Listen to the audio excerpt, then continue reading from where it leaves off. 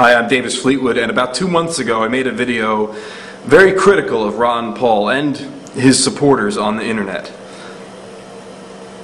In retrospect, much of what I said was short-sighted and sophomoric. As most of you know, I lean way to the left on the political end of the spectrum and have watched for the past 7 years in horror the acts of our current administration. So Ron Paul, Republican, seemed to look to me a bit like a stormtrooper approaching with a bouquet of flowers. I was just confused. But if you are an American who counts amongst your cherished birthrights the concept of liberty, Ron Paul does indeed bring you flowers.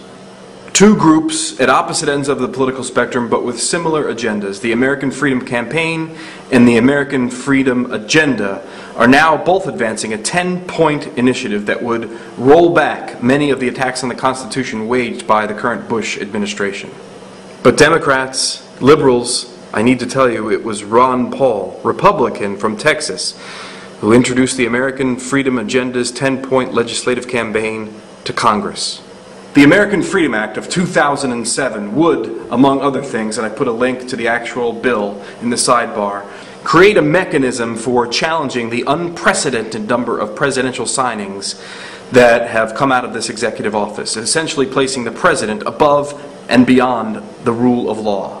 Also, and this is most important, it would repeal the Military Commissions Act of 2006. Not familiar with the Military Commissions Act? Well, briefly, passed by Congress in 2006, it empowers the president, whoever may be president, to identify anyone, American citizen, as an enemy combatant. You, me, your Aunt Mabel, throw them in jail without cause, and hold them there without charging them with any crime, indefinitely.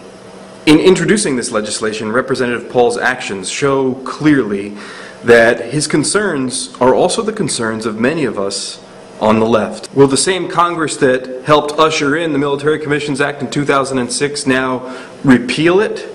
Well, not if this remains a partisan issue. And that's where those of us on the left and those of us on the right have to set that aside for a second and get together to get this done.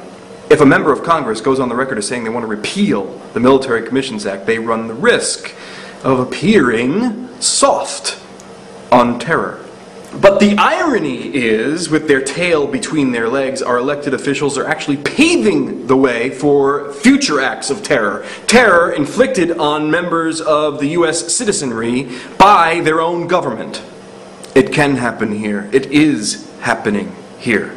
Since September 11th, 2001, Democrats and Republicans have actually cooperated on one thing.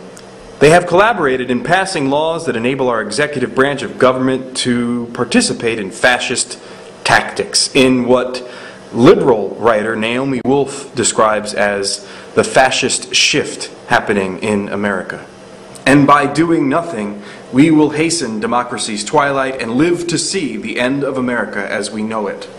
It means that we have to wake up from our collective nightmare. Liberals working with conservatives, preserving liberty. Period. The American Freedom Agenda Act of 2007, it's hard for me to imagine a more urgent piece of legislation. And I want to thank Representative Paul for bringing it to the floor.